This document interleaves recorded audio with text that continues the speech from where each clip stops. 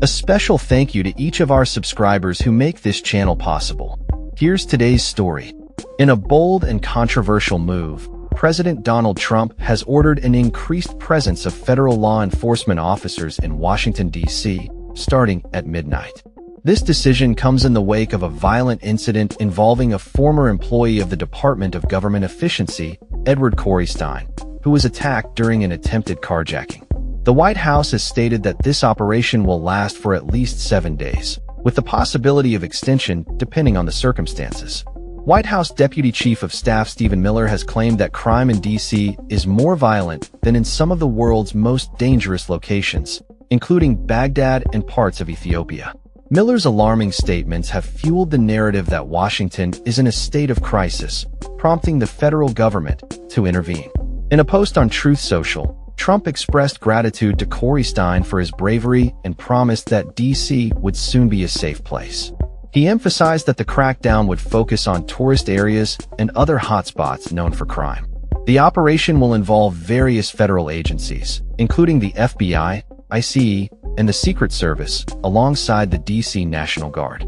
Despite the administration's rhetoric, data from the Metropolitan Police Department indicates that crime in the capital has significantly decreased. Violent crime is reportedly down 26% so far this year compared to the same period last year, with notable drops in robbery and homicides. However, Trump and his administration have continued to push the narrative of a crime-ridden city, suggesting that local law enforcement has failed to address the issue adequately. The president has threatened to federalize the city if local authorities do not improve the situation, a move that would require congressional action to repeal the Home Rule Act of 1973. Critics have raised concerns about the lack of coordination between federal and local law enforcement regarding this operation, with sources indicating that the Metropolitan Police Department was not thoroughly informed about the plans. At a recent news conference, Trump-appointed prosecutor Jeanine Pirro criticized the current approach to youth crime in D.C., arguing that young offenders are being coddled rather than held accountable. She called for a repeal of certain laws that she believes do not protect the citizens of the city. The situation remains tense as the federal presence in D.C. raises questions about the balance of power between local and federal authorities.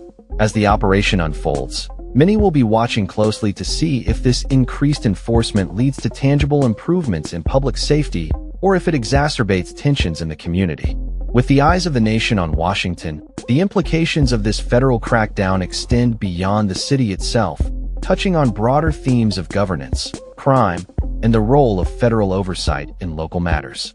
As the administration moves forward with its plans, the public's response will be crucial in shaping the narrative around crime and safety in the nation's capital. That's all for this story. We upload videos every day covering many different subjects, so hit that subscribe button to stay informed. Thanks for watching.